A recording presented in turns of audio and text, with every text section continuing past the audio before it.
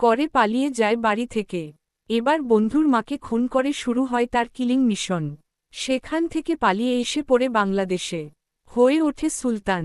নিজেকে অপ্রতিরোধ্য করে তোলে সুলতান। টার্গেট কিলিংয়ে যার তুল্য আর কেউ নেই।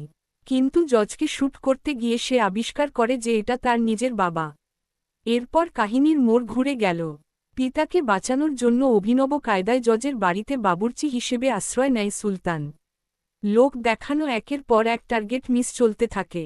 এদিকে আস্তে আস্তে বেরিয়ে আসে ছোটবেলার রঘুর পরিচয়। নায়িকার কাছেই সবার আগে ধরা দেয় সুলতান। বাবার নিকট প্রচণ্ড ঘৃণিত রাঘব তার আসল পরিচয় প্রকাশ করতে পারে না পিতার কাছে। এগোতে থাকে নায়ক নায়িকার প্রেম আর বাড়তে থাকে কাহিনীর গভীরতা।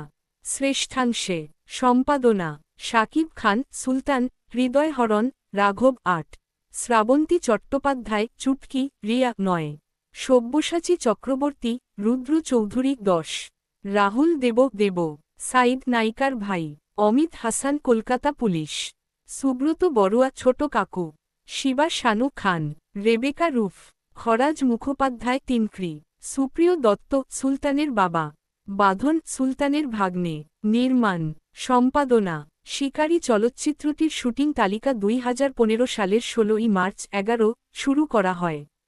ছবির প্রথম পর্ব ১২ দিন ধরে কলকাতাতে ধারণ করা হয়।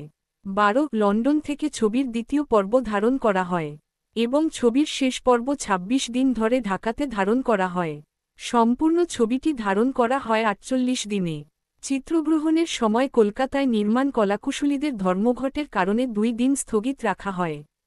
১৩ গানসমূহ সম্পাদনা শিকারী ইন্দ্রদীপ দাশগুপ্ত কর্তৃক অ্যালবাম মুক্তির তারিখ ১৬ই জুন ২০১৬ ঘরানা চলচ্চিত্রের গান ভাষা বাংলা সঙ্গীত প্রকাশনী জাজ মিউজিক শিকারী চলচ্চিত্রের গান থেকে একক গান হারাবো তোকে মুক্তির তারিখ ১৬ই জুন ২০১৬ নং শিরোনাম গীতিকার সুরকার শিল্পী দৈর্ঘ্য ১ হারাবো তোকে নিয়ে প্রসেনীন্দ্রদীপ দাশগুপ্ত শান ৪৫২ মম চিত্তে রবীন্দ্র সঙ্গীত রবীন্দ্রনাথ ঠাকুর অরিজিৎ সিং ৩ উঠো ছুরি তোর প্রসেনীন্দ্রদীপ দাশগুপ্ত নাকাশ আজিজ মধুমতি বাগচি ৪ ২৯৪ আর কোন কথা না বলে প্রসেনীন্দ্রদীপ দাশগুপ্ত অরিজিৎ সিং মধুমতি বাগচি ভোর ৪:৩০ অর্জন তথ্যসূত্র।